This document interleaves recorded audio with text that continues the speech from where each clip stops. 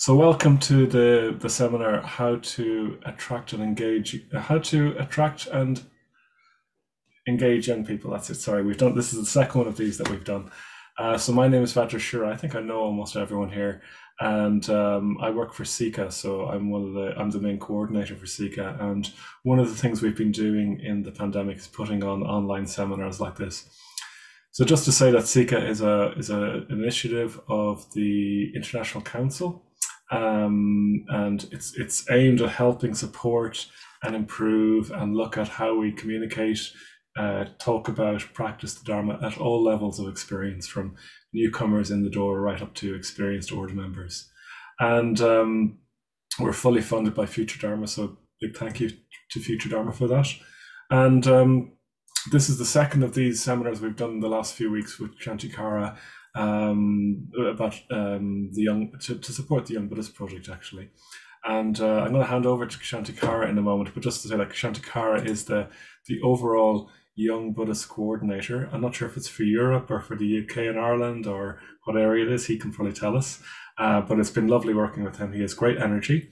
He has a great drive to help support the Young Buddhist Project. He's a proven track record of having done really well with it in the LBC as well. And his background is in theatre marketing, and I think there's so much. I'm seeing so many transferable skills from that training as well. But also, it's just Ksantikara is really good at attracting young people. So over to Ksantikara. Thank you. Yeah, thanks very much, Vajra. I sort of forget that I have a bit of a training in theatre marketing. I sort of think of myself as a training in the London Buddhist Centre these days. But yeah, no, my name is Ksantikara. Hello, I recognise almost all of you. I live at Adasthana, but at the moment I'm in Airbnb with my girlfriend in Malvern. So Malvern is right next door to Adasthana, so it's a bit of a sort of busman's holiday in a way, but we're having a nice time. So yeah, you can imagine the Adasthana shrine behind me, and yeah, I'm supported by Adasthana and the European Chairs Assembly collectively to coordinate, convene, support young Buddhist activities, particularly in Europe, but increasingly I'm getting emails from all over the place. Good. So the way this afternoon is going to work is that I'm going to give you a short recap or a bit of a catch up from two Sikh seminars that have happened already. One some of you would have been at a month ago, which was for order members, about how order members in particular could help and support young people, particularly because most order members, the vast majority of order members are not young. So how do they help young people? And in fact, there's loads of ways they can. That's hopefully obvious to most. And you can catch up on that on the Sikkha website. And then I'm also going to say a few things about marketing, how to attract young people. But a lot of that is covered in more detail in a Sikkha seminar that happened last year called How to Reach People. So you could catch up on that as well. It's a very good resource pack from that Sikkha seminar, How to Reach People. So I'll talk for probably about 20 minutes. And then I'm going to hand over to some speakers who are going to tell us about their projects for young people. So I'll firstly hand over to Tom and hopefully Oscar from the Manchester Buddhist Centre. And then we'll hear from Max from the London Buddhist Centre. And then we'll end with Amrita Perna, who's going to tell us about a project from mainland Europe. In the first half, we're sort of talking about how to attract young people, and I'm going to do that bit. And then in the second half, we're going to talk about what are we attracting them to? How do you engage them? What projects work? And in particular, I've asked those speakers to try and talk about some of the principles. You know, you may not do something in your situation exactly like they did, but you can pick up some ideas or some principles. Okay, and then after that, there'll hopefully be time for a short discussion group and there'll be some questions. So if you have questions, you just need to send them directly to Vajrashura and then we'll answer them all at the end. So if I see questions pop up, I'll ignore them. So send them to Vajrashura, I won't ignore them at the end. Okay, so a brief recap on the seminar that happened for order members, because you might not be an order member or you might not have been there. We were mainly talking about how order members of any age can support and inspire young people. I'm increasingly thinking of young people as people in their 20s, partly because I think even someone, so I'm 28, and in some ways I don't feel that young. So I think it's best when we talk of young people, I'm definitely talking of people in their 20s personally. And yeah, I talked about these 5 points. I sort of came up with these 5 points in this last Sikkha seminar, which you can go and download from the Sikkha website. And they were, in brief, were to be confident. I think we could be more confident. I was particularly addressing the order there. I think we've definitely got something to offer people of any age, but definitely young people. We can really exemplify something in the world. And I was also encouraging people not to worry too much about what young people think they want. I wouldn't go too far down the avenue of let's gather a load of young people, ask them what they want, and then just put that on. That's what we'd do if we were Coca-Cola. You know, we'd just ask them what product they'd buy, and then we'd make the product. But we're offering something different. So it's much more about being confident and offering what we're doing in an attractive way and making it inviting. Do you see what I mean? Sometimes when organizations don't have a certain group of people coming along, they might just try a bit too hard to put on something for them. Do you see what I mean? So we just want to be confident in what we're doing, ideally. And then, yeah, one of the other things I said is we really want to take young people seriously, really take young people seriously, be sort of visionary, offer them the Dharma. It might not be that, I'll talk about marketing in a minute, and it might not be that we plaster big dharmic words over everything. In fact, I think it'd be better if we didn't, or use really esoteric images on everything. But we can really offer something of vision, something of truth. I've been thinking quite a bit recently about the period in Triratna history where there were lots of people in their 20s and many of them joining the order. Some of them were even the chairs of centres, and that was sort of in these early days, you know, the first 10 or 15 years. And if you look at the talks and lectures that Bhante was giving them, they're very, they're big, solid, dharmic themes. Yeah, they're totally brilliant. Everyone still listens to them now. Yeah. And then, yeah, the 2 other things that I said as a general point for supporting young people were that we need to go to them. I think we probably need to prioritize young people. We definitely are not seeing that as many of them as we could in lots of situations. And I think we need to make them a priority and find ways to go to them. They're not necessarily coming to us, so we can go to them through marketing or by putting on special events, or we could try and get into universities or other things like that. And then the other thing I particularly was emphasizing is the importance of giving young people responsibility. I'm really pleased to see a few people here today who are involved in running young people's groups. And I've asked Tom and Max to talk about that in particular. So Tom and Max, like me, are examples of people in their 20s doing things, yeah, taking responsibility. Anyway, so that's a short recap on what we looked at in the past. So do catch up on that if you can. And I thought now I'd just spend about 15 minutes just giving you some very sort of basic, I hope not boring, tips about marketing, how to attract young people. So some of them are quite sort of basic, but basics are good, I think. So firstly, I'd really encourage you to re-watch the How to Reach People Sikkha seminar, which you can find on the Sikkha Project's website. It was predominantly held or led by Mitra Bandhu and Sanjay. And they also created a resource pack to go with it. And recently in my work, I've taken over from a man called Pranyakatu. And I was looking through the folders of the Young Buddhist Google Drive, and there's just so many resources there. There's so many packs and info packs. And I just thought, oh, I wonder how many people have read these. Like Pranyakatu worked really hard on those. And it got me thinking about that marketing resource pack that was made for this Sikkha project. And I reread it last night, and it's very, very good, very, very readable. Definitely knows what it's talking about. So yeah, do take some time to flick through that. It particularly talks about this model of when approaching marketing project, not just for young people, but for anybody, this 5-point plan of being clear of your objectives, your audience, your message, your content, and your channels. So when you're about to embark on leading a course or running a retreat, maybe inspired by something that Tom Maxim and Rita Perna is going to tell us in a minute, maybe you decide, right, we want to do something like that. So then your aim is to get people to come along to that, I suppose. And then your audience would be young people. Your message, you need to work out why your message is relevant. Your content, what words and images are you going to use?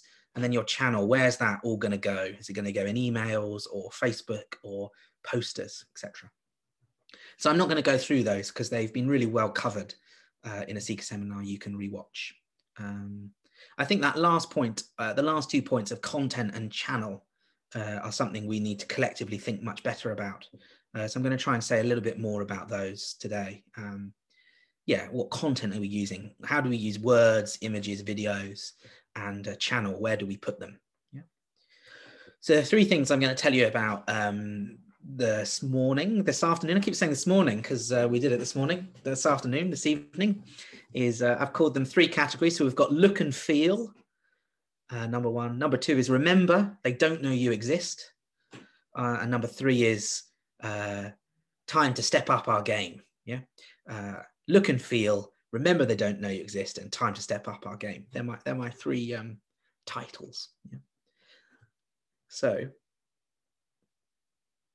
yeah, look and feel is a sort of pair of words that I used to hear quite a lot when I was working in theatres in marketing.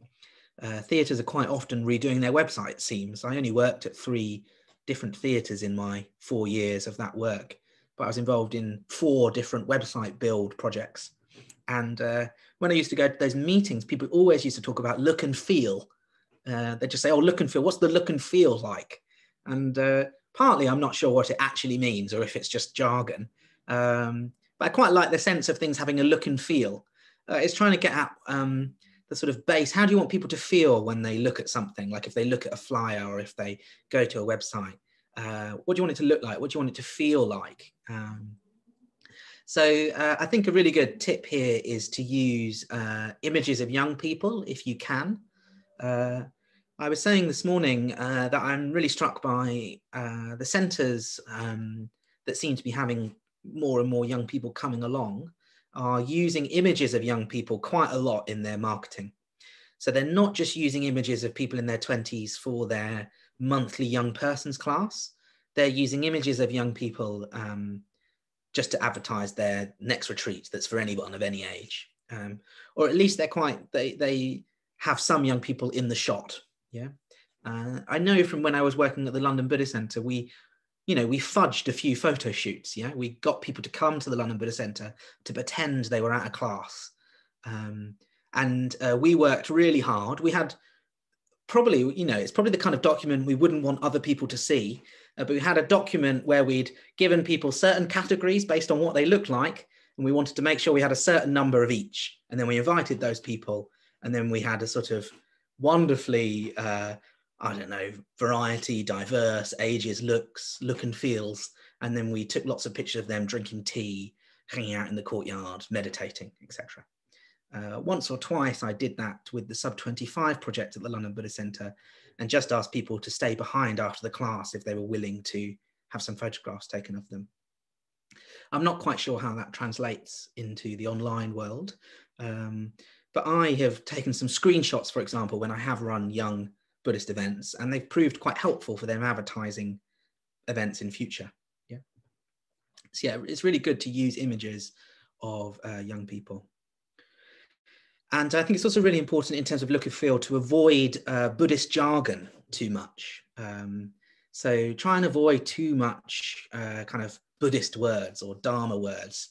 I've seen a number of young persons classes or young people's retreats that if you didn't know even what people don't know what Dharma means, for example, but the number of Buddhist centers that have Dharma in their first sentence as their kind of shining beacon of why someone should come to this class is, they don't know what you're talking about.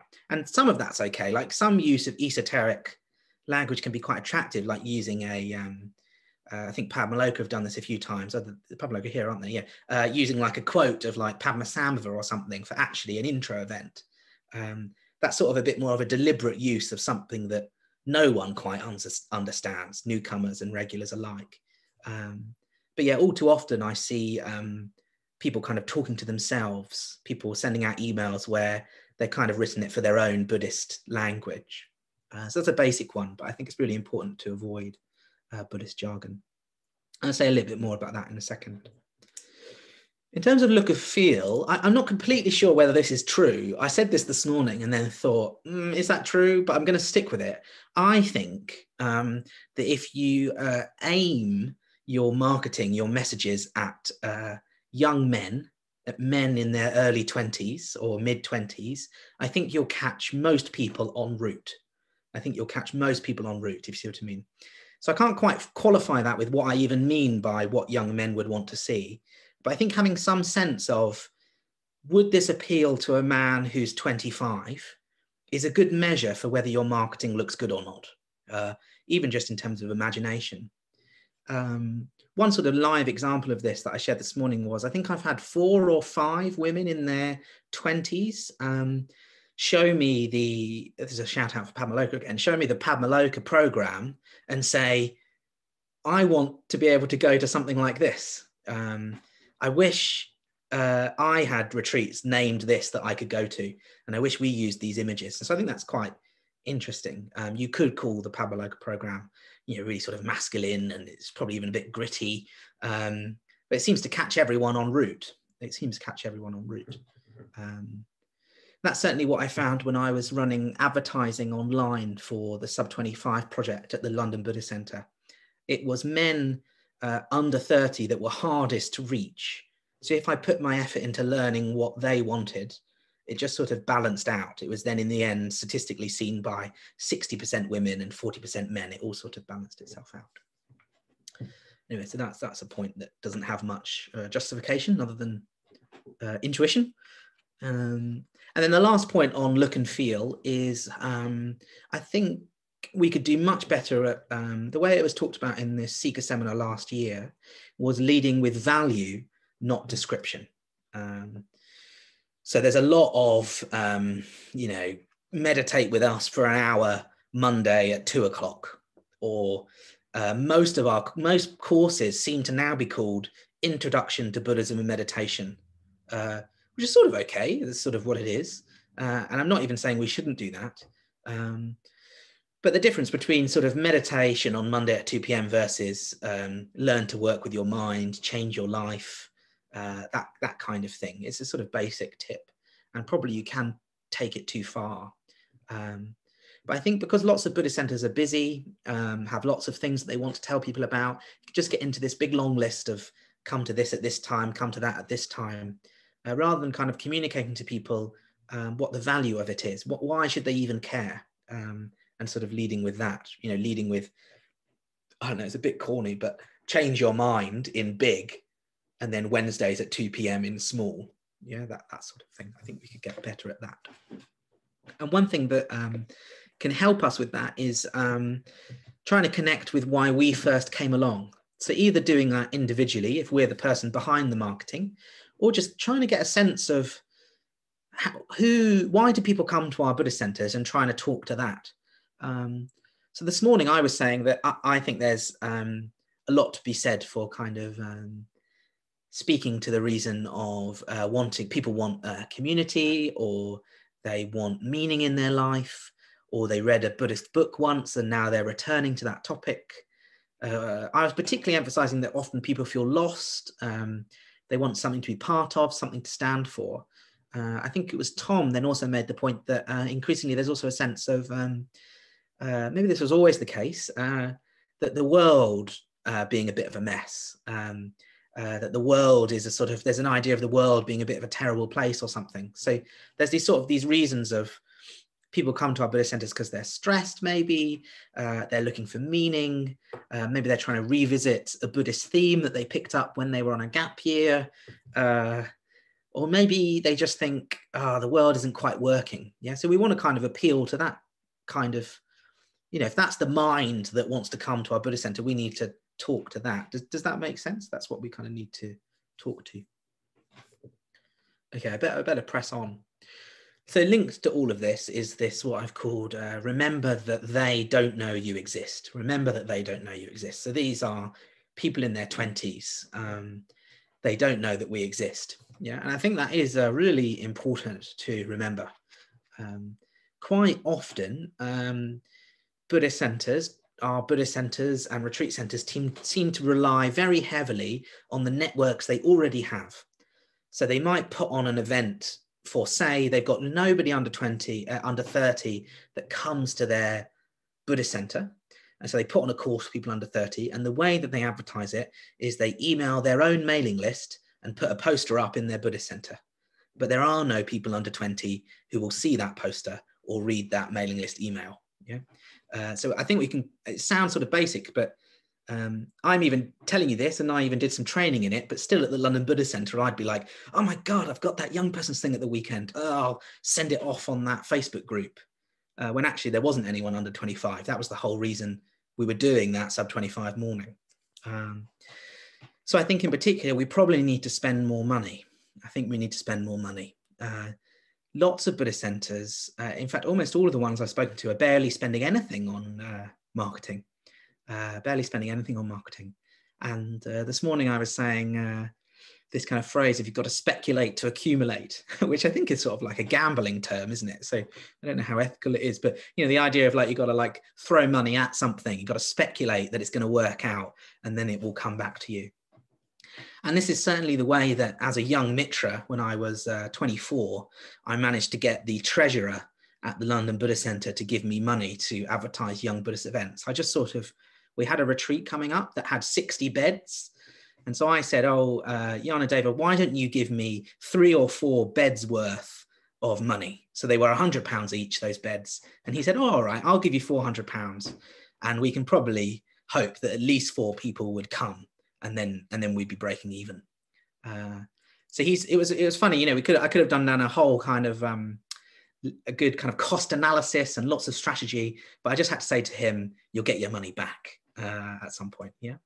And it really worked. I spent £400 on that 60 bed retreat and we filled it. It was the first sub 25 retreat that the London Buddhist Centre had done.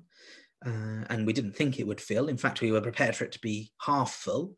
And then loads of people turned up from nowhere. They'd never been to the London Buddhist Centre before. I think about 60% had just seen an advert on Facebook or Instagram. Because I'd spent £400, yeah, and then I think it was about 30 people seemed to turn up from there, so maybe that's about 50%. Anyway, yes, I think we could spend more money. And the other thing I was thinking about is I've just moved to Adasthana, and at Adasthana are quite a lot of people that have been ordained a very long time. They've been ordained a very long time, and they were ordained younger than I was. I was ordained at 26, but they were maybe ordained at 22 or 23 or 24. And we were telling sort of short life stories on a community at home week recently, and almost all of them said, and then I saw a poster for the Buddhist Centre, so I went. And I thought, you saw a poster just like in the street, and then you just went. I don't hear so many of those kind of stories anymore. Like, oh, I saw a poster and then I went. And I think people do still respond to print advertising. Otherwise, big companies wouldn't pay for it. So, like we used to put, the London Buddhist Centre used to put adverts in Time Out magazine. It would pay for them. It would sometimes put big billboards up on the tube. And then lots of people would come along. So again, I think we could experiment a bit more with posters and flyers. Again, often I hear centres putting quite a lot of effort and energy into designing their flyer. What should we call the event? What image shall we use? What text shall we put on it? And then they print them, and then they maybe send them off with a little note to other Buddhist centres saying, please, could you display this somewhere? Sometimes it gets displayed, sometimes not. So again, there's this extra step of then doing something with that print, going in town and plastering it around. Or I was shopping in Malvern the other day, and someone came into the bookshop and they were trying to sell a walking festival, and she said, oh, can I stick this in your window? And I thought, oh, I'd never have thought to have done that at the London Buddhist Centre. And actually then when I was walking around Malvern, the whole town is full with these posters saying, come along to this walking festival. It's like in every shop window. And I thought, I think I might go to that walking festival. You know what I mean? It was really good, really simple. I don't suppose it cost that woman any money. It just cost her 2 hours wandering around, being confident. And the last thing I thought I'd say about remembering that they don't know we exist is the importance of video, the importance of video. So in our last one of these Sikkha seminars, there are a few people who were asking questions about, because we were talking about young people, and quite a lot of us were older people talking about young people. And so TikTok came up a few times. And Dharmasara and I were the resident younger order members, sort of 28 and 26. And both him and I were like, I don't understand TikTok. I don't know how it works. And I certainly can't imagine a Buddhist center doing it very well, which I think is true. So I don't think we should worry too much about TikTok unless you're feeling ambitious. But it is a good thing to notice that the world is going very video. Everyone's now got a smartphone. People like short form, less than 30-second videos. The BBC is now putting lots of money into dramas that are less than 10 minutes. It's a bit sad that people's attention spans are shrinking and they don't want to read things anymore. They want to watch things, but that's the situation. So I think we do need to get better at video. Even just holding a camera up while we're walking through a park and inviting people to something. That could be better than spending ages writing something. Adhisthana recently was kind of relaunching their new vision, kind of post Bhante vision for Adhisthana. And I was invited to go along to a meeting with the Dharma team, as I think there was jokes about me being the marketing consultant, which is definitely a joke. Anyway, I went along to try and give them some thoughts about marketing, and they'd spent a very, very long time writing a very long piece of writing about their new vision and the retreats. And I thought, oh, that's good. This is a nice thing. I bet it would have been better if you put that energy into making a video. Do you know what I mean? Like, it was a really good piece of writing and people might read it. Lots of people won't. But if you had put that energy into making a really sleek video, that would have been wicked. So I think we're still a bit stuck in the written word. Yeah, so in this category, I just thought I'd quickly share the 3 things that I've often heard young people respond to when I've asked them, okay, so you saw a Facebook advert for this young person's retreat. Why did you come? And I've noticed they often say one of sort of 3 things. One is it sounded cool. It sounded a bit different. I like cool things. Another thing that sometimes people say is, oh, well, I've tried other things. I've tried Headspace. I tried going to church for a while. I've just done a degree in philosophy and it hasn't quite worked for me. So I thought I could try this. So it sounded cool. I've tried other things. And then the other one that people have said quite a lot is, oh, I saw someone like me saying that it would be fine for me to come. Yeah, I saw someone like me saying it'd be fine for me to come. I couldn't believe it, the amount, maybe because I'm quite confident. I just saw an advert for the London Buddhist Centre and went along. Lots of young people that I met at the sub-25 class at the LBC said to me, I'd have never have come here until I saw someone my age saying it wasn't weird, it's friendly, why don't you come along? Yeah, they needed someone that looked like them telling them it would be fine. Yeah, I thought that was quite telling. So then just very briefly, my final point or final area was, yeah, I think there is a need for us to step up our game. And I think that could be really exciting. I'm noticing, I've only been doing this young person's coordinating work for about 4 months. And I think the area of marketing is one of the areas that needs more thought, probably more resources and probably more expertise. So I'd be really interested in looking into how we could upskill ourselves collectively in terms of marketing. So it'd be really good if you thought about that in your own context. Like, how could we do better? How could we make better videos?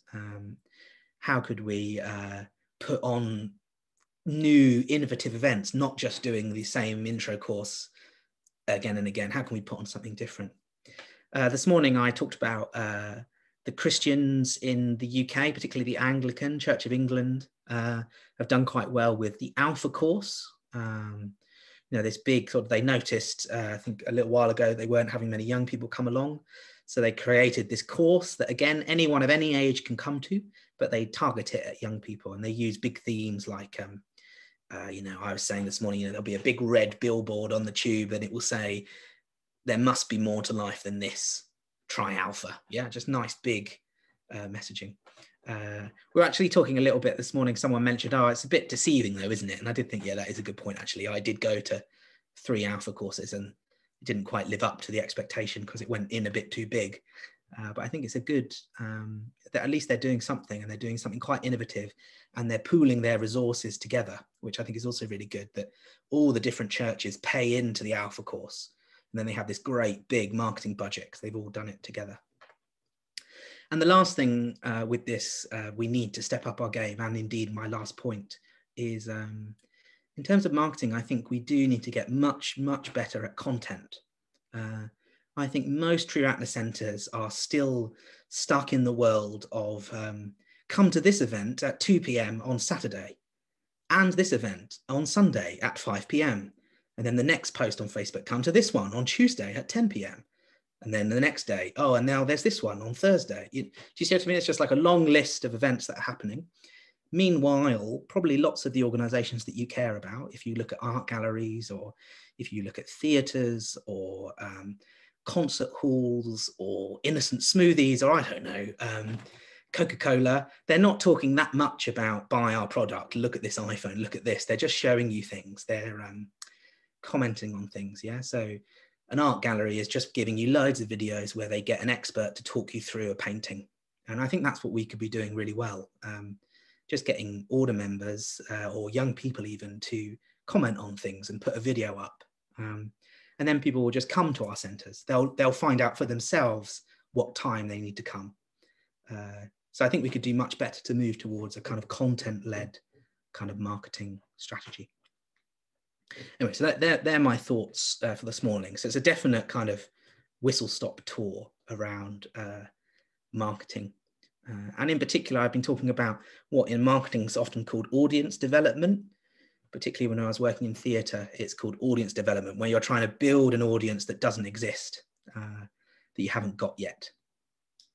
Okay, good. So that's all from me.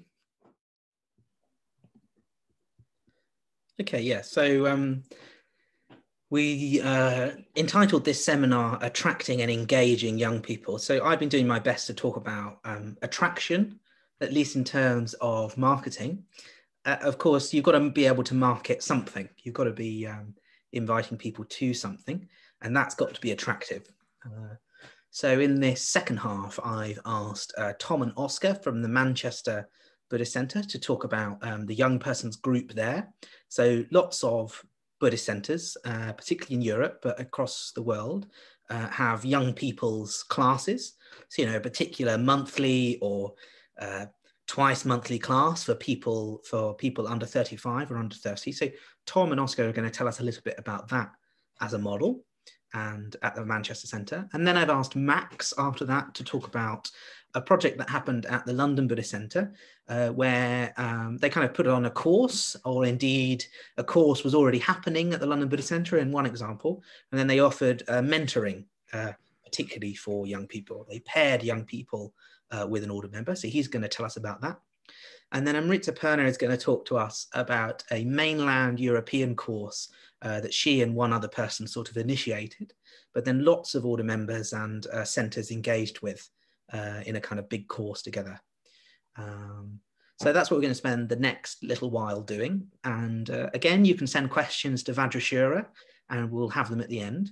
And what we learned this morning is that it's difficult. I asked everyone to speak for 8 minutes, and that's quite difficult. So what I'm going to do this time is when it gets to 8 minutes, if you don't look like you're coming to the end, I'm just going to unmute myself and make some kind of noise. Yeah, make some kind of noise. So we'll hear from each of them for about 10 minutes, and then we'll have a discussion group. So over to you, Tom and Oscar. Great. Thank you, Ksantikara. And yeah, good to see you all. So what we're going to talk about today is, firstly, Oscar's going to introduce the situation with the Young Buddhist group going into the pandemic last March. I wasn't a facilitator then, so after Oscar's introduced us and that situation, I'll then talk about what happened when I joined the team in around September, and draw out a couple of principles that we think have helped the group to thrive. And then Oscar will give one or two examples of what we've done to put those principles into action. So yeah, I'll hand over to Oscar now. Thanks, Tom. Yeah, so going into the pandemic, well, we were, our facilitator team was like, maybe 5 or 6 people, but, and I guess we were all committed and we were kind of doing the right things. There were sessions every other week. But obviously we weren't feeling all that enthusiastic about Zoom, and a bit kind of thrown off by the whole situation. So I think at that time we were sort of just going through the motions, it felt like. So there was consistency, but also within the team there wasn't a real thread of kind of communication that was running in between sessions necessarily so much. We were just kind of planning our sessions a bit and then kind of doing them, but maybe the enthusiasm wasn't massively there just because we were a bit thrown off by the kind of pandemic, really. So that was early on how it was looking, and I'll hand back to Tom. Great, thank you. So I thought that Oscar and the others had set a really good foundation, and then when I joined the team, one of the reasons that I joined the team, one of the great things about what we've been doing recently is that Oscar and I were living together for 4 or 5 months in a community and developed a really strong friendship. And so I was really excited to just do this project with my friend. And I think that very quickly had a really positive effect on the group. I remember us doing one of the first sessions together, and we were talking about our Buddhist paths really so far, and we rejoiced in each other, and it's just the atmosphere was great. And yeah, I think that started to spread out into the rest of the facilitators team, which has been expanding, and yeah, into the rest of the group as well, which I think is really vital, that people can see that it's a place to make friends really. I think that's a big thing that makes people stay around. And Oscar's going to give an example of how we've tried to spread that culture more to people who come along to the group as well. He's going to do that in a bit. And so secondly, so I work for the Manchester Buddhist Centre. I do the marketing there. And I found that when I facilitated in the past, it's been quite difficult to link up the group and the Buddhist Centre that it's affiliated with. It was almost like the group was this kind of appendage over here, and then the Buddhist Centre was here, and interaction between the two was really limited. And I think that really limited what the group could become and how committed people in the group could become. And so, of course, I know what's going on with the Young Buddhist group, and so I can put that on the Buddhist Centre website and the Facebook page, and I can put out ads. And of course, that's not always going to be possible in your situation. But I would encourage you to try to get young people either volunteering quite substantially or working for your centre. And if not, then if you're not a young person, then just get in touch with the people, maybe, form friendships with the people who are leading the Young Buddhist group, and yeah, get emotionally invested in it. I think that's really important. And I think, again, that links in with that culture of friendship. And I think that also links into the area of integration. So for me, I think probably most people involved with the Young Buddhist group, the goal is to create young order members. And if the Young Buddhist group is over here and not part of the centre, then that just won't happen. People won't deepen their practice, won't become more committed to the centre. And so we've been trying to do things. We've been trying to encourage people in the group to attend Buddhism courses, letting them know about those, and have order members come in. We've got a series of 6 sessions with Ratnaguna that have just started, looking at different texts so that people can get to know Ratnaguna. And yeah, there's quite a few other things as well that we're doing to try to increase the integration between the centre and the group. So yeah, I'll now hand over to Oscar, who'll give an example or two. Thank you. Yeah, so I guess I was kind of reflecting on what it is that all the millions of online mindfulness courses and Headspace and stuff have, and I guess and what we actually have. And what we have is community, and we have friendship. If you go to certain sessions on mindfulness, you can remain like pretty anonymous, basically.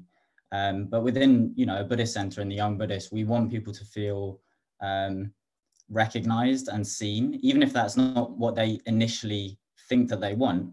It's the reaction to what we've essentially been doing is making sure that we're reaching out with personal invitations as much as possible, contacting individuals as much as possible, asking for feedback, and just, you know, if someone's brand new to if this is their first, if they've seen something on Facebook, they're coming along to something for the first time, it's so vital to get in touch with them after and say, you know, what did you think? Like, did you follow it? Like, how did you find it? And making sure that connection is really there, because the result of having done that, I've contacted so many people and created friendships with a lot of people, and people just are so grateful to be really seen, which doesn't happen with paid for quite anonymous courses that you can do, or apps and things like that. It just doesn't exist. So that's a real difference that we actually have, that I think we can just, I think, yeah, the personal invitation thing is so massive. You know, it's had a huge impact on our community. So I'd say that's a real kind of take home thing from this that I found. Yeah, so thank you. Yeah, that's all from us. Thanks for listening, everyone. Yeah, thank you very much, Tom and Oscar. Yeah, really good to hear from a Buddhist centre running a regular, I can't remember if it's every other week or every month, group for young people. In the sort of 10 or 11 years that the Young Buddhist Project has been being called a Young Buddhist Project, at least in Europe, the sort of asking some young people in their 20s or in their early 30s sometimes to put on a monthly class for other young people to come to has been the kind of bread and butter of the Young Buddhist Project. And I think it still is a really good way forward. If you're at a Buddhist center in a situation with a couple of young people, get them to do something and try and get them to start something up. So yeah, thank you very much, Oscar and Tom. So yeah, in addition to this the monthly groups that Oscar and Tom were talking about, there's other ways to try and engage young people. You might be in a situation where you just don't have any young people to run a monthly young persons group, or you don't have the resources or something. So I also wanted to invite some people to talk about some other ways you could do it, albeit they might also be from a centre that does have that kind of group. But anyway, it gives you some of the principles. And I think one thing that I wanted to pick up on that Oscar, well, the two things I thought it was really good, Tom and Oscar mentioning friendship and the importance of friendship. And that's just a really good principle generally, isn't it? You can sort of feel when you go along to different Buddhist centers, or I certainly have, you can feel when friendship is alive and when it maybe isn't so much. You can see when the order members leading the class just really like each other, and when they're not so sure. And when people just are really good friends together and working on something together, it's really attractive. And the other point about making sure the young Buddhist group or class is integrated into the rest of the center, I think is really, really key.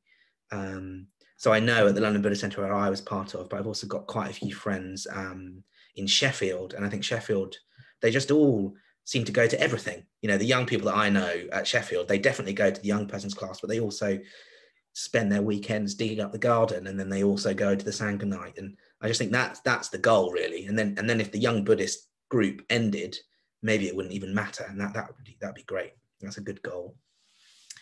Anyway, so let's hear from Ariane next, from the London Buddhist Centre. There you are.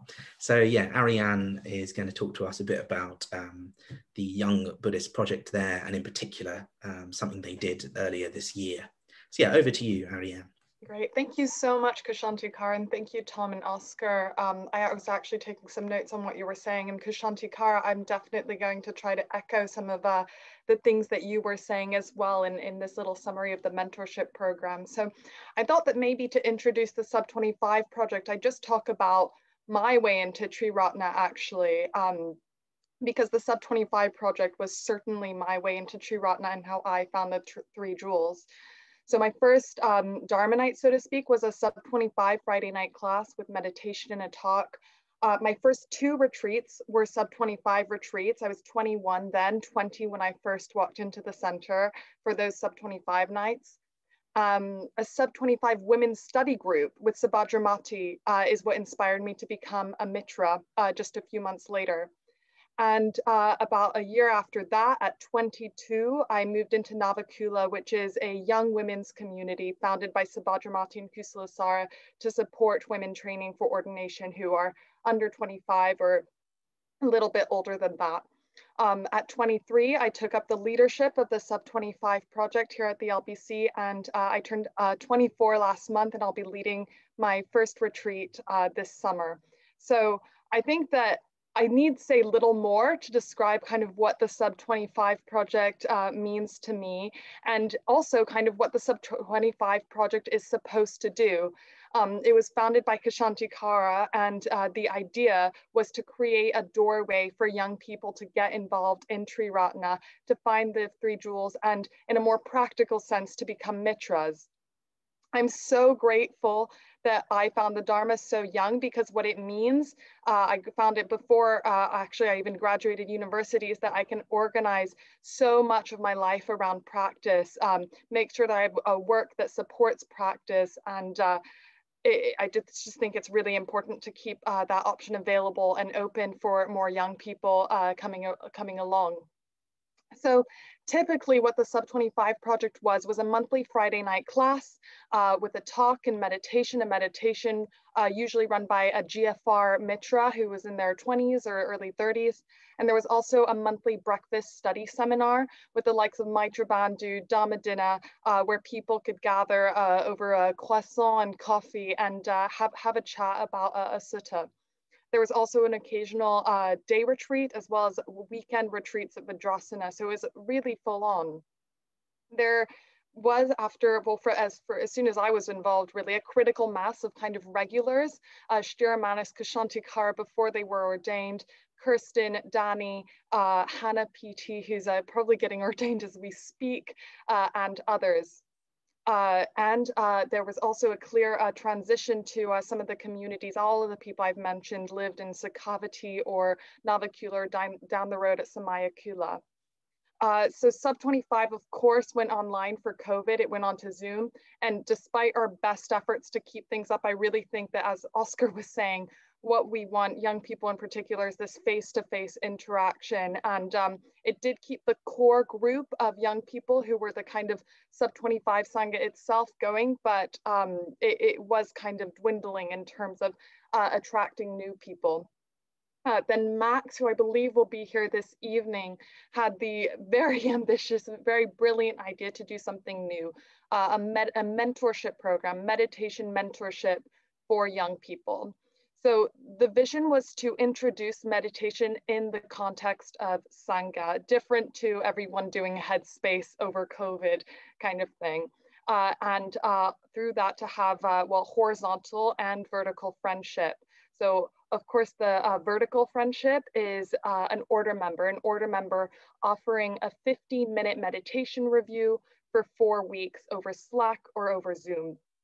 And then there was horizontal friendship as well, kind of peer, a buddy, what we call them, a buddy system. So someone like me or another young mitra being a point of contact for this young person to get involved. We'll just basically figure out that this is a real life community. It's not the innocent smoothies community on Instagram. This is a place where people know each other, where people are friends, partners, and live with their teachers as friends as well.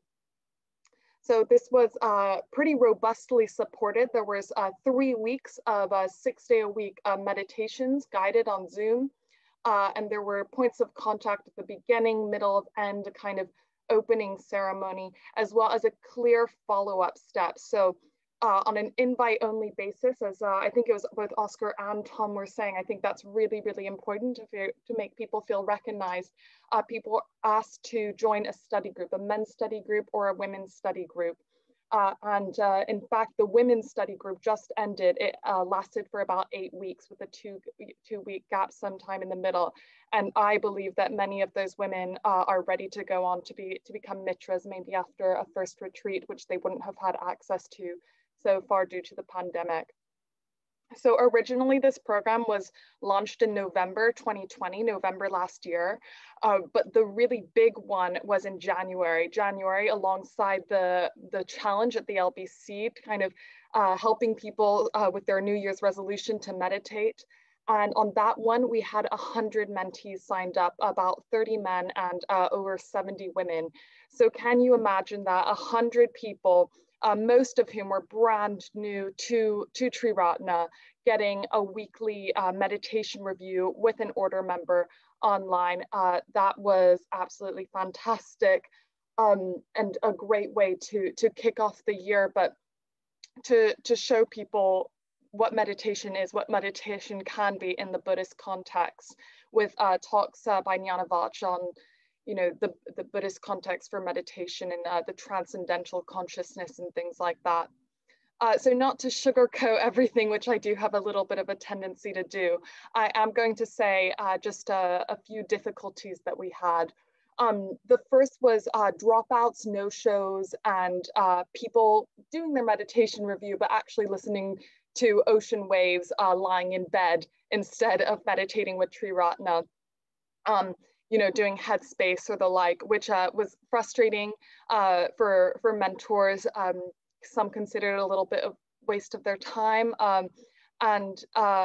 We do hope to mitigate that in the future, particularly people not showing up and not even alerting their order mentor as to that. So what we would like to do in the future is a more formal application process, including a very clear-cut, are you committed to coming to 3+ meditation sessions a week online, as well as a minimum donation. So this was completely free, but we think that anyone can afford £10 a week. So we would make it a £40 minimum donation. And the second one was managing online platforms. Getting everybody on Slack was a little bit of a challenge, and there was just a lot of admin in rearranging Zoom and WhatsApp calls and things like that. So it was quite complicated in that regard, particularly, again, I was basically in charge of all 70 of these women. So that was quite hectic, and I kind of had forgotten this part. Now, there's some women from this project that I've been seeing every week for months now at this at our study group, and some of them have joined the Sub 25 Friday night team and are coming for dinner fairly regularly. But I remember Vajrashura, the day that the challenge was over, and when I was asked to check in, I was flat out, I did not enjoy this. It was a terrible time. I was stressed the whole time, and so definitely something to think about in the future. Sometimes what things turn out to be is even bigger than the vision, and I hope to be more prepared for that. Another thing that I did feel important to mention is that, again, 70 women, 30 something men, and actually basically all white. Likewise, this study group, it's very much kind of white girls doing a master's degree in art history, and it seems a little bit narrow. So that's something that I do think about. I'm definitely a white girl who did an undergraduate degree in art history, so I don't really know, but that is something I'd like to keep into account and to keep thinking about for how we can approach not only, or basically me as a target market, even though we seem to be doing that quite well. I think what Ksantikara said about speaking to a 24-year-old man is probably a good place to start. Of course, there was an overwhelming number of things that went really, really well. This seems to be, at least for the LBC, the way forward in terms of attracting new and young people to the center, making it easy for them to make connections, which had really, really stagnated during COVID.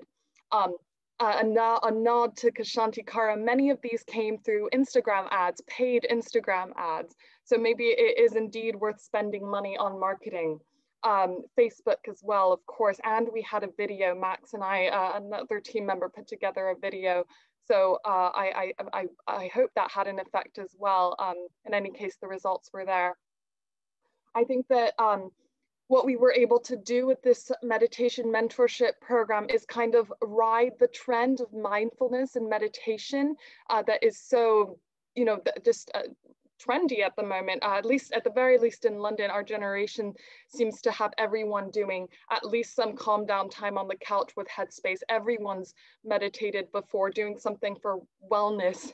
But what we have to offer at the LBC is that meditation, but combined with the radical Dharma to change your life, to transform self and world, which really speaks to young people's idealism and social mindedness of youth culture today. I also wanted to say something about, Vajratara said that actually what young people want isn't to only see other people their age, it's to see someone like Subhuti, who's been practicing his whole life, started when he was our age, and look where he is today. And so the language of mentoring created that context to empower people from very different age groups, really, to interact with each other with confidence, for order members to offer their experience to young people. And for young people to not feel like they're talking to their mom's friend, and that's a little bit weird. So that was really, really great. It created a great context for introducing what someone termed entry-level Kalyana Mitrata, and thus Bhante's vision for the order. And at the same time, their expectations were not overly raised. There was this very clear time limitation and structure, 15 minutes and 4 weeks. For order members, they each had about 4 people, so that's 1 hour a week for a month.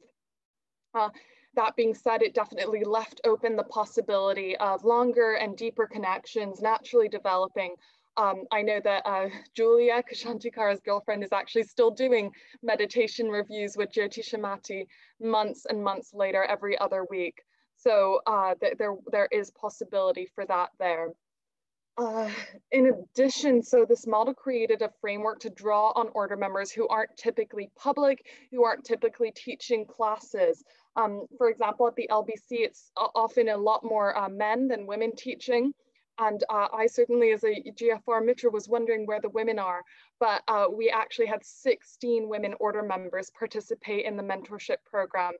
So that was a really great way for all of these 70 women to get to know them. And finally, what I want to say is that this was a really, really good experience. For me, actually, it was a really good experience for everyone on the team. As you can imagine, as every time that I'm in a non-sub 25 group in the context of Triratna, I'm the youngest one by about a decade. It's like that in my Mitra group. It's like that when I've been to Triratna Loka. And it's quite easy for me to ride along as the kind of baby of the group and kind of, yeah, just not take on a real leadership role. And this program put me in a different position. It put me in the position of a leader and a bit more of a role model. And that's had a really good effect on my practice and taking myself more seriously and not just floating through and kind of benefiting from being the youngest and basically not taking very much responsibility in that way. So in summary, this, as I said, is definitely seeming to be the way forward to attract new people to the LBC. A complete experience of Sangha on an introductory level and hopefully a key driver of getting more young people involved in the movement. We're really, really ambitious for the next one, which we plan to do in September along university intakes. And we're hoping to have even more people involved, both on the buddy side, on the organization side, and on the teaching team as well. So that's all from me. Thank you. Thanks very much, Ariane.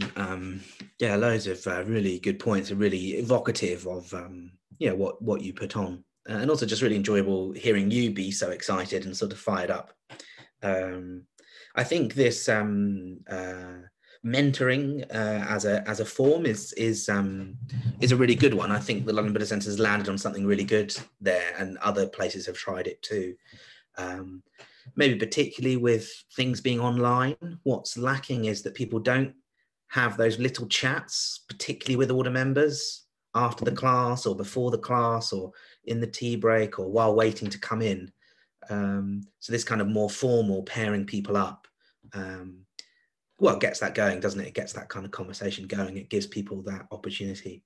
It, of course, comes with problems, just as Ariane was mentioning.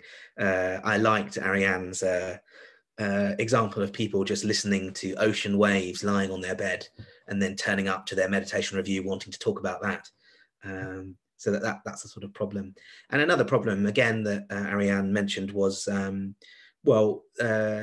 she introduced this buddy system, having a peer, their friend as well. So it's not just sort of like I'm coming along and getting mentored by a wise person as a kind of product, kind of like life coaching or counseling. We don't want to go down that route. And I think this kind of mentoring and online mentoring in particular is a new avenue for most places, possibly everywhere, and does need talking about. Ariane's example of the challenge at the London Buddhist Centre was supported particularly by Mitra Bandhu and Subhadramati, two public preceptors, lots of experience, members of the Sikkha project, to make sure it was all kind of, kept with the centre culture. But I think it's really good, the mentoring, and particularly the example of the challenge was actually, I don't know if Ariane pulled out this point, but was open to anyone. In January, the London Buddhist Centre put on a meditation challenge that anyone could join, morning meditations, events at the weekend. But then in particular for people under 25, you could get something extra. You could get mentoring. See what I mean? So actually it benefited hundreds and hundreds of people in terms of the meditation teaching and the whole form. But then there was just this fairly simple add-on of mentoring, or not that simple, it requires admin. But yeah, so thank you very much, Ariane. Okay, so we've got about half an hour left, so enough time to hear from Amrita Purna and have a short discussion group and some questions. So Amrita Purna is going to talk to us about a course that she initiated, I think with some help, I imagine. Yep, I remember actually, in mainland Europe that happened in February. So yeah, over to you, Amrita Purna. Thank you, Ksantikara, and nice to see everyone. Yes, I suppose that the course that I organized together with Dharma Sara from Berlin was more about engaging young people than about attracting young people, because it was for people who already had experience within Triratna. It was a course by invitation only. So we approached order members in their local situation. So order members in Berlin, in Paris, in Barcelona, Amsterdam, etc., and asked them if they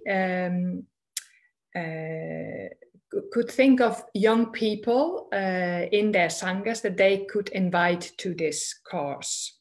So it was a month-long meditation course, a meditation and mindfulness course. And yes, these young people had to fulfill a few other criteria. They needed to have sufficient English, because the course was going to be in English, and almost none of them has English as their first language. They needed to already have a connection with Triratna and be familiar with Triratna. They needed to have a regular meditation practice, and we asked them to commit to meditate daily for a month. So these other members who contacted the young people, most of them also became facilitators of same language groups. So we had, for example, Sadamani from France. He was a facilitator for French-speaking people. And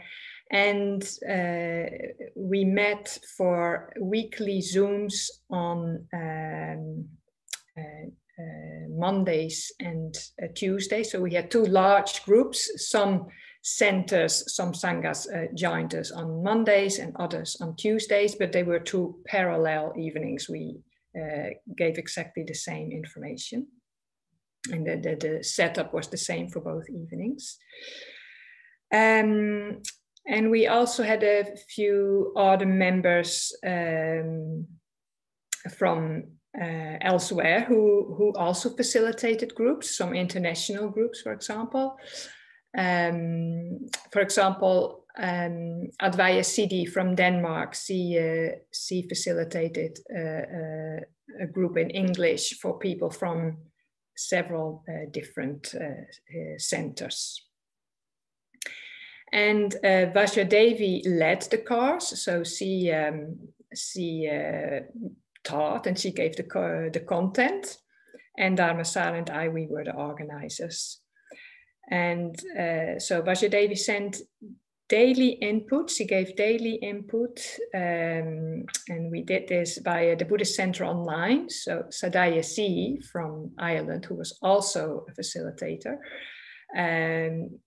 but she works for the Buddhist Centre online, and she created a space for us on the Buddhist Centre online where we could upload all the material. So the recordings of the Zoom meetings, the daily messages, which could be a poem or a short text, and all this was provided by Vajradevi. A space for questions, the PayPal accounts for Dana, the Zoom links, etc. So Vajradevi gave this daily input and led the weekly Zoom meetings on Mondays and Tuesdays. And she also led the final Zoom meeting on Sunday, the 28th of February, which was our concluding meeting. Yes, that's all that I want to say about how the course was set up. And now I would like to give you, I would like to share a little bit what the strengths were of the course, what really worked well. And that was that all who were involved got a sense of the broader Sangha. So that the Sangha is not only your local center, but that it's bigger than that. And there was a possibility to get to know other Dharma practitioners and other Dharmacharis and Dharmacharinis from other centers. Simply by seeing so many people on the screen, but also in the question and answer sessions, you could get a sense of people from someone from Krakow has a question, and someone from a different part of Europe can feel, oh, actually I'm experiencing something similar. Yeah, so that was it was a really, in that sense, it was really rich. And there was also the advantage that people could talk in their about their practice in their own language, because we had these breakout groups where people could talk in their own language about their practice.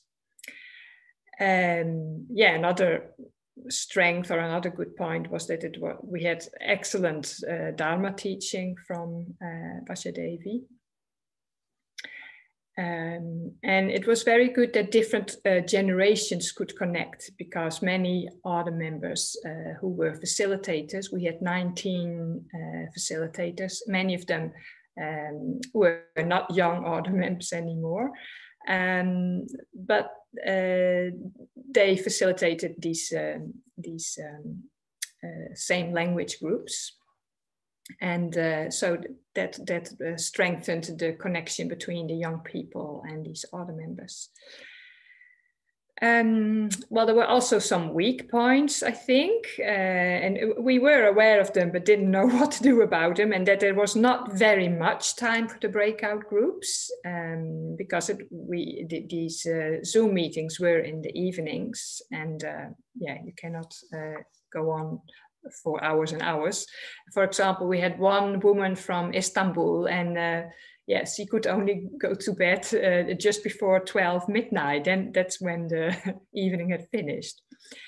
So it was a bit tricky with the time zones. For some, it was late, for some, it was early, and I think for most of it was all right.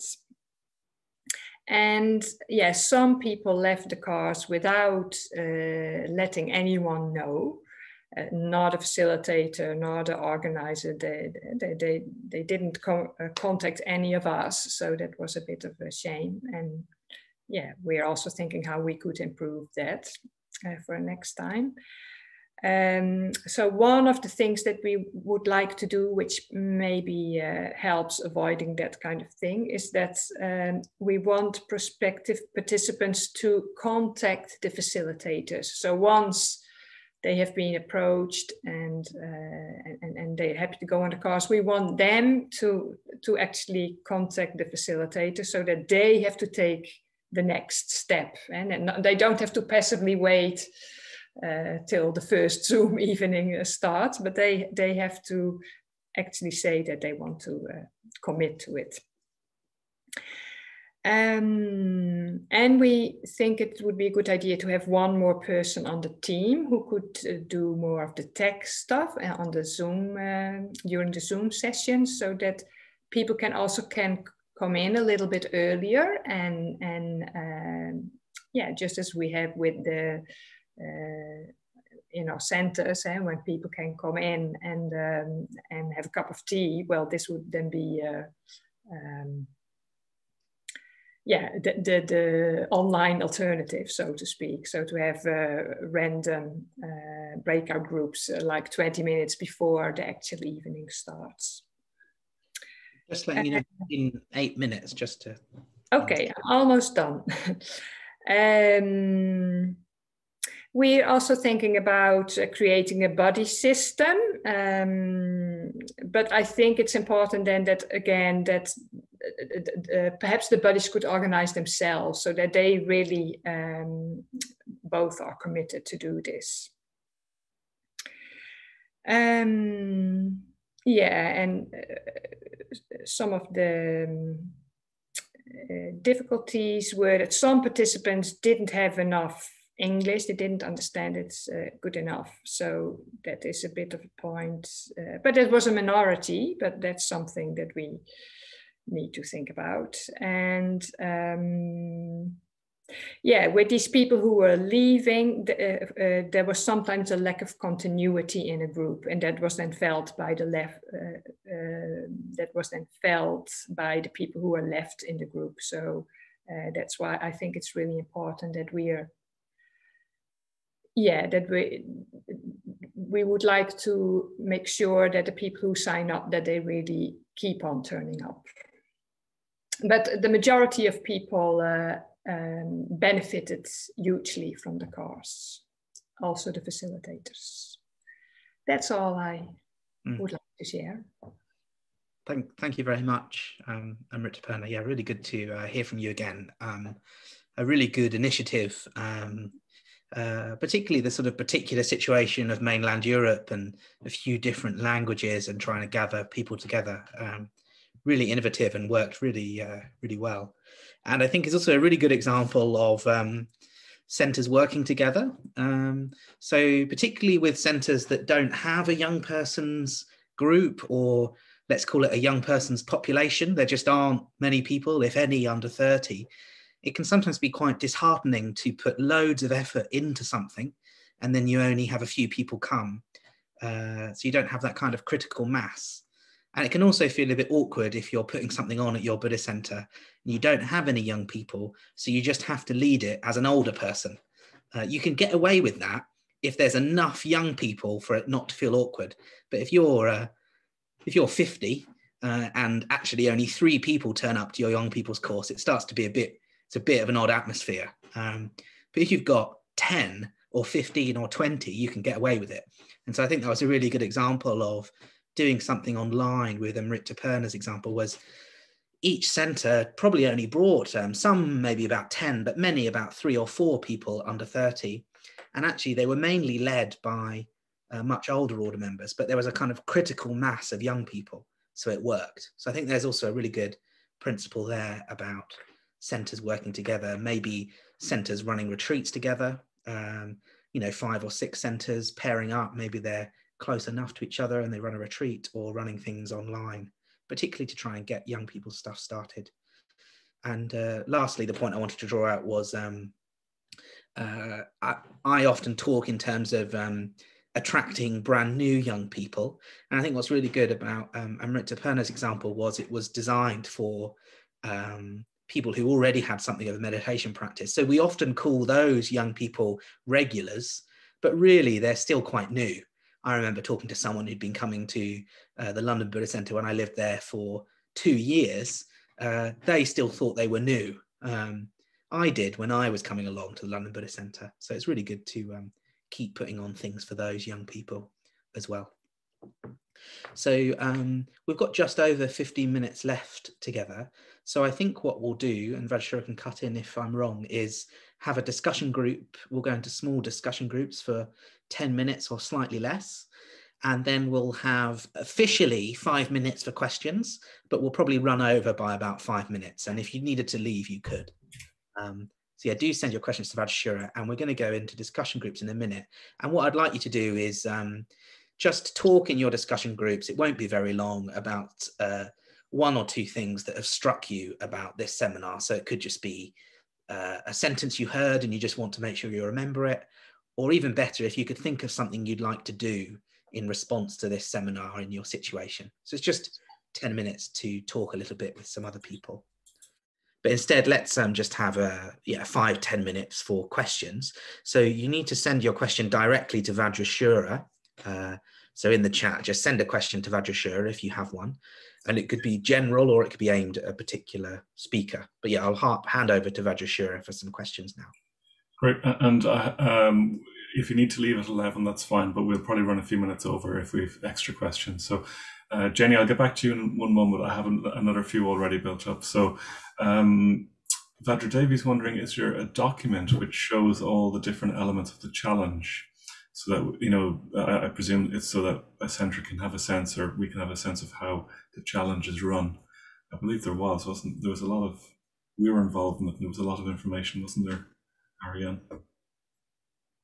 Yeah, so I think it's someone whose name is, I'm so terrible with some of these names, but someone put together a document on the mentorship program specifically, and that I'm sure he'll be very, very happy to share. Maybe I'll put my email in the box or send it to you, Vajrashura. Why don't you send it to me and I can include it with the resources for the event so that everyone has it then, Ariane? That'd be great. Perfect. Okay, great. Thanks. Is there plans for another meditation challenge? Yes, it's starting in September on the back of Ksantikara's Young People's Convention at Adhisthana. We're going to try and kind of recruit from there and start 2 weeks after that. And we got involved in it in Dublin, and it was really good. And my one regret is that we didn't put loads more money into specifically targeting young people on Facebook, Instagram, and so on. So really recommend that. Ksantikara, this is from Vajra Devi as well. She's pointing out that not everyone feels lost necessarily. So is that the only way to attract people? Are there other approaches? You're talking about how young people, you're kind of speaking to that sense of in them. Yeah. Well, just for that, I'll say one thing about the challenge, just to add to something that Ariane said, is that we're working up an idea, me with some people from the London Buddha Centre, including Ariane, of whether to get a whole bunch of centres to do something together in September along the lines of this challenge. So that would mean that some centres might run some of their own stuff, some centres might just mainly lean on the back of maybe things happening at Adhisthana or the London Buddha Centre or Buddha Centre Online. But the idea of there being 2 or 3 weeks in September where we're collectively doing something online. So if you're interested in that, do email me if you want to take part in that. You'll hear more in time. Anyway, but in terms of the actual question, well, I don't know. Yeah, I can only really talk in terms of generalizations and hyperbole, I suppose. So yeah, no, not well. In a way, everybody is lost, aren't they? To a sense, everyone sort of suffers, and everyone doesn't quite get satisfied. But yeah, not everyone would say that, oh, I've come to the London Buddhist Centre because I don't know what to do with my life. What I often find is that people come for more mundane reasons, as it were. People are stressed or bored or lonely, or maybe they're just interested. They read a book about Buddhism once and they want to follow it up. Often, though, I've noticed that when after a couple of years you get someone to stand up, maybe on a retreat, and give a talk about why they're a Buddhist, they suddenly start talking about, although they at the time said they came to the Buddhist Centre because they were stressed or lonely or bored or interested in Buddhism, they've then uncovered a new thread that was like, oh, actually, there was more going on in my life, or I was looking for something. Do you know what I mean? It's not quite what people would say when they first come through the door, but then a few years later, suddenly they're telling a new story. But yeah, I think those sort of existential problems are quite good ones to use, kind of like, what's the meaning of life? What is this all for? Is this it? I think they're sort of generally kind of attractive. But yeah, nothing will work for everyone. Yeah. Can I just, thanks, Ksantikara. Can I just check, Jenny, did you want to ask your question, or has it been met? I did. I just didn't have the will to type it. Sorry, my hands are so sore. That's fine. Do you want to ask now? Yeah. I was about to show. I was going to add something to the last question, if that's all right. Oh, I'm sorry, Jenny. Can you hang on for just one more minute? I'm sorry. Sorry, Jenny. Yeah. So one thing that I think young people, I know for me, and I see it around as well, is that like the state of the world is a great concern. I think, racial issues, environmental issues, and I think just the state of the world generally is quite concerning, especially for young people. And I think the Dharma's got a lot of answers to those issues. And so I think that approach also will attract a lot of young people. Okay. Yeah. Great. Thanks, Tom. Sorry, Jenny. Go for it this time. Yeah, it follows on well from what Tom was just talking about, actually. I do the publicity and the marketing for the North London Buddhist Centre, and I've just been in that role officially for the last month. And one of the kind of things that repeatedly come up against is, do I advertise for new younger people through things like mindfulness and these kind of value aspects, or do you bring in the Buddhism part of it? I often think if you hit with the Buddhism part of it, you might be putting people off, and actually the way to do it is more through kind of tapping into this feeling of a lack in life. I wondered if you could talk about that tension at all between kind of, because you mentioned the Alpha Course, and actually in that example I thought, well, actually I find the Alpha Course quite deceiving in its approach to its adverts, and I thought, oh, I don't know how comfortable I feel being like that. Yeah, I think that is a good point. It is a bit deceiving. Giving any kind of big vision or promise or message will kind of deceive if you don't live up to it, I suppose. Maybe just I'll say something quickly and then see if anyone else has anything to say. Ariane was mentioning it, wasn't she, in terms of riding this wave of sort of mindfulness and everyone's using Headspace. I think the key is, though, that Headspace are doing that really well, and we're not able to compete. We're not able to compete with Headspace. They've got a fantastic app, a really well curated YouTube channel, millions of pounds. So we want to kind of ride the wave of that mindfulness, of that stress or whatever it is, that kind of zeitgeist, but actually offer something more. Do you see what I mean, Jenny? Sort of, I'm sure this is what you think as well, but if we just offered mindfulness, then particularly to young people, I don't think we've got an attractive enough offer. So we need to kind of ride that wave and offer more, something a bit more radical. And I think also it'd be really good if we put people off. That would be really good, because the things that I responded to definitely, like, I remember being on a winter retreat that the London Buddhist Centre was leading, and March Bandha and Subhadramati saying things that was really winding people up in the tea break, because they were actually saying something. You know, they were actually saying stuff about life. And do you know what I mean? So I want to say the two things. One is, yeah, we need to ride this wave of mindfulness, and I agree actually that the Alpha Course is a bit sort of deceiving, and eventually it will stop working, I think, when people work that out. And we need to ride this wave of mindfulness, but we really do need to offer something more radical, and it won't work for everyone. It will put some people off. Does anyone else have anything to add on that? Yeah, I'd quite like to add on that, actually. I think it's a really, really good topic. And also just to kind of respond to Tom while I'm at it, the Sub 25 series that we're doing at the moment is called Dharma Revolution, Buddhism and Social Change. And it's about how Buddhism can change the world and address these issues, looking at, you know, Bhante's text, Buddhism, Nuclear War and Peace, or Amala Yodin recently gave a talk about Dr. Ambedkar. So I think there's space for that, and basically connecting those two issues. We're going to meditate, and then we're going to talk about how this can change the world. I think I completely agree with what Ksantikara is saying. If people are looking to, you know, listen to ocean waves on the couch or just do 10 minutes of headspace a day, that's a place, there's spaces for that, and it's really well covered. There's not that many places that are talking about radical dharma for social change, radical dharma for transforming self and world. And I think that's where Triratna can really find its place, as well as, of course, offering a context for community and friendship. I see so many people who want to start communities and who want to build new communities and things like that. And actually what I think the world needs is for people to actually contribute to the communities that are already there. Again, where Triratna kind of comes in, we don't need everybody to start a new thing. We need people to really contribute to Triratna, and it's not for everyone. As I said, I live in the London Buddhist Centre. I live in a women's community. I moved in about a year and like 4 months ago, and so far there's 3 women who came and left. Polly and I, who many of you will know, are like the 2 left standing. The other 3 women that came and went in the meantime, as well as another who almost came in and decided to go do a grad scheme instead, actually decided it's not for me. That's a majority of people, it will not be for them. And I think, like, I've just learned to be kind of okay with that. 2 of them, just as an example, decided that they wanted to pursue more the kind of spirituality that's about crystals and ecstatic dance.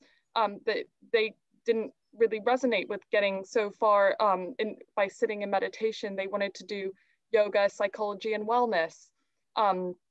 Those places, that's another market, so to speak, that's really well covered. You can go down the road from here and pay £10 for your ecstatic dance ticket. Triratna isn't offering that. It's offering something different and something valuable. That's not for everyone, but certainly for me and for many of us here today. Yeah. Great. Thanks for that, Ariane. It reminds me of Vidanya's saying that these days in Triratna we're more at risk of boring people than putting them off, you know, so I think we need to be quite daring as well. So there's a couple more questions. Nyanadar was wondering, was there any adverse reaction to the 21-day challenge, to only offering mentoring to under 25s? So it's the old question, wherever you have a young Buddhist group, you have older people getting wound up by that as well, you know, at the risk of that. You know. I think that's interesting. No, I do think that I'm guilty of having offered meditation mentorship to one of my 28-year-old friends. But Subhadramati assured me that friends are for special treatment and that that's not an ethical breach. Other than that, nothing to report. Good, yeah, great. So Melbourne are wondering, how do groups work with the issue of retention? You know, you see a lot of people coming and going. What do you do about that? So you just have to keep working to keep getting the numbers in, and you know, 10% of them, 20% of them will stick, like you say, in your community, Ariane, or is that just? Yeah, I think it's keeping a critical mass going, well, I mean, as I said, I came around when I was 20. next year I turn 25, I'm about to graduate from sub 25, you know. That's kind of the nature of young people's of projects. So many of the young women that I meet up with from this project say that they're about to go move to Italy for a few years or go on a gap year to Barcelona. That's young people. And I think that we need to not be the kind of Buddhism that encourages pure retreat from the world because I'm beyond all of that, and instead encourage people to live, to not have a life unlived, you know, to go do that gap year in Barcelona and just know that this is here if they'd like to come back. And that there's a Buddhist centre in Barcelona, for example, you know. Yeah. Dante once said that to work in a centre you need to have the patience of a saint, and I think what he meant is that you just have to be okay with the fact that people are just going to come, get involved, and then go again. You know, that's part of it for me. So one other question, Eva is asking about Dana. So the question about Dana and first timers. So, you know, she sees a lot of seminars on the topic of meditation and spirituality who advertise the same messages as we do. Most of them are for profit. So we experience a loss of interest on the Dana or money question. Any tips on how to engage them? So how to discuss Dana with first timers?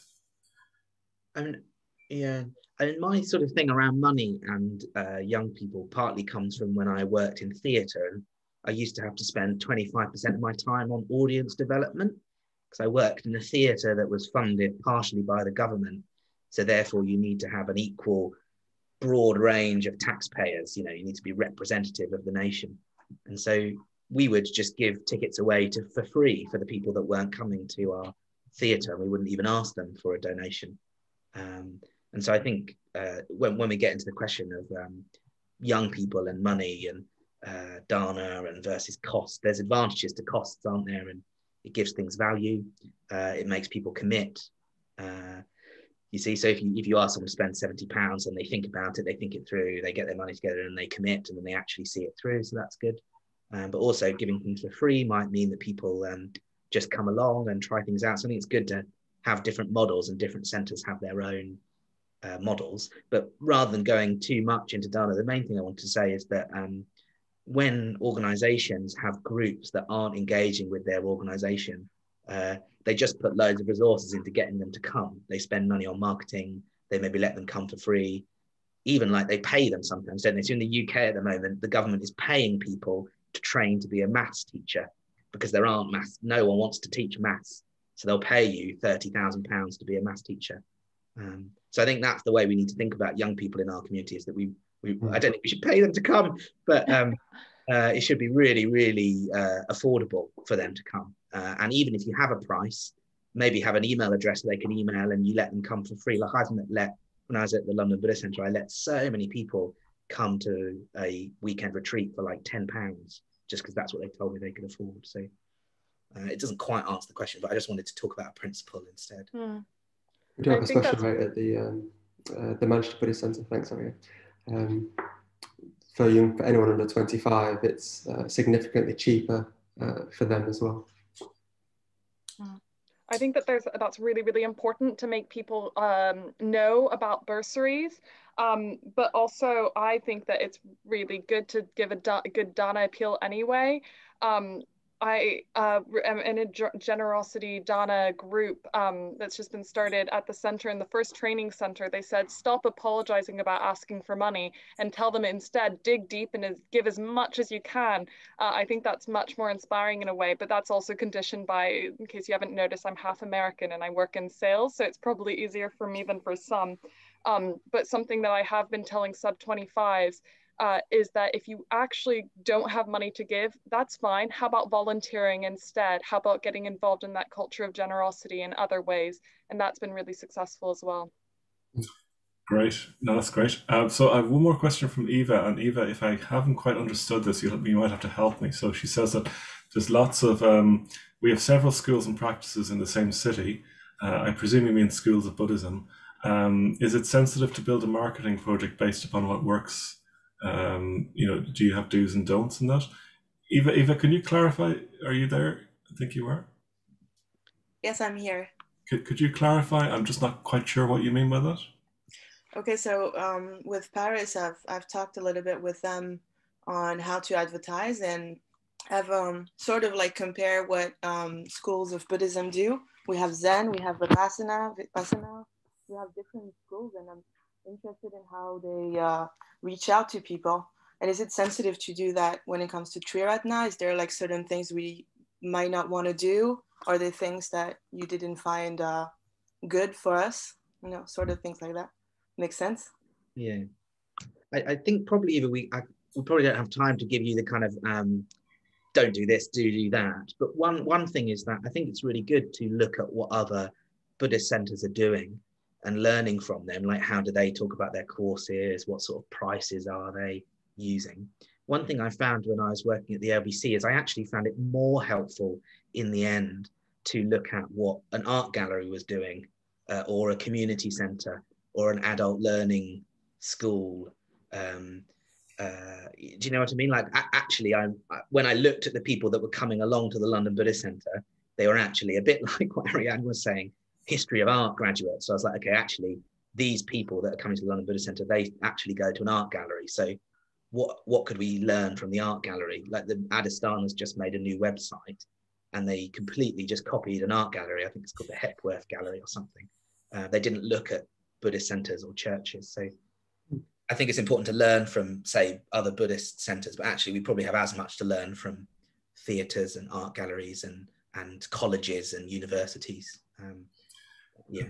And actually, a lot of other Buddhist groups' websites are very poor, actually, I have to say, in my experience. Okay. There's just like, there's just one group, maybe you might want to talk about it later, but there is one group of Soka Dakai, the Nichiren Buddhism, that is really, really strong in here, and especially strong with young people. And I have a little attraction and at the same time aversion to what they do. But so I feel like it's just something I'd like the Triratna kind of say if what they kind of like or not, because they have like 150 people every time they organize something. So yeah. Eva, I'd be very happy to talk to you. Give me an email or something. It'd be good to talk about. Makes sense. Thank you very much, all of you. Just to remind you, do go back and look at that seminar with Mitra Bandhu and Sanjay, because they do touch into these issues as well of how best to market ourselves too. Okay, so I think we're out of time. I'm just gonna sorry, hang on a second, sorting out the spotlights. Just to say thank you to all the speakers. Well, I don't know if you want to thank them or I'll just thank them. I'll just thank them all now. And thanks to Ksantikara. So Ksantikara is going to be sending out a document with his points from his, or we'll send you out a document with Ksantikara's points from earlier on, and we'll be running the seminar again later today. So if you have any friends who you think would benefit, you can still, it's the same Zoom link, so just send them the same Zoom link. And best of luck with your projects. If you want to support Sikkha by giving a donation to Future Dharma, that would always be very welcome as well. But also maybe just to flag the India appeal as well that's going on at the moment. So Triratna Trust are doing a big fundraise for India. So if you feel like you want to give after receiving all this, do think of our brothers and sisters in India today. So the Triratna Trust, I'm sure you've all seen it. I'll send that in the email as well.